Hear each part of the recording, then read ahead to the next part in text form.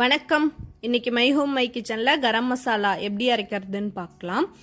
கரம் மசாலா அரைக்கிறதுக்கு 200 கிராம் கொத்தமல்லி விதை, 100 கிராம் ஜீரகம்,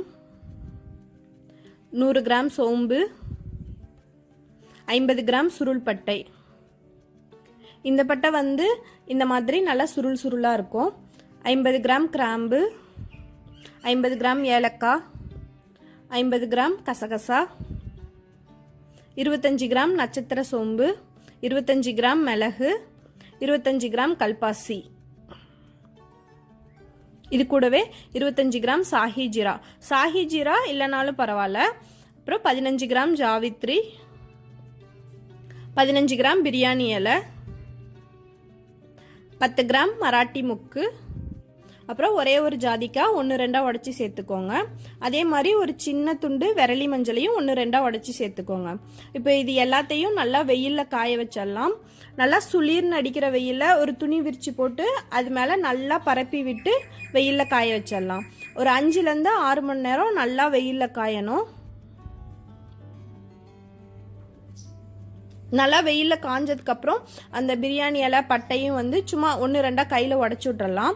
உடச்சி விட்டு அதை ஒரு பாத்திரத்துக்கு மாற்றிட்டு அதை கொண்டு போய் மில்லில் கொடுத்து அரைச்சிட்டு வந்துடலாம். எப்படி போய் மில்லில் அரைச்சிட்டு வருவேன் அப்படின்னு சொல்லிட்டு ஏற்கனவே ஒரு வீடியோவில் பார்த்துருக்கோம். அதே மாதிரியே அரைச்சி எடுத்துகிட்டு வந்திருக்கேன். அரைச்சதுக்கப்புறம் இப்போ இதை வந்து ஒரு தடவை சலிச்சு எடுத்துக்கலாம்.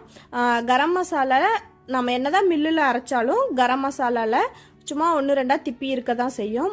பாருங்கள், இப்பயே வந்து கொஞ்சம் இருக்கு இல்லையா? அதனால் இதை வந்து நல்லா ஜலிச்சு எடுத்து வச்சுக்கிட்டோன்னா நல்லா சுத்தமான கரம் மசாலாவாக இருக்கும்.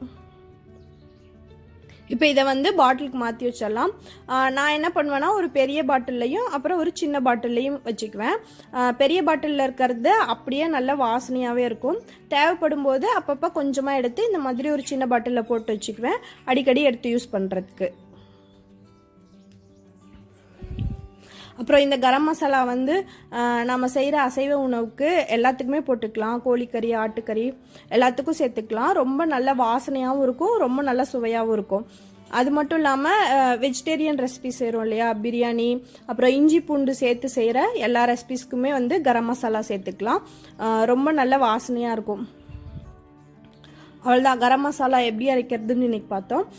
உங்களுக்கு இந்த வீடியோ பிடிச்சிருந்தா மை ஹோம் மை கிச்சனுக்கு சப்ஸ்கிரைப் பண்ணுங்கள்.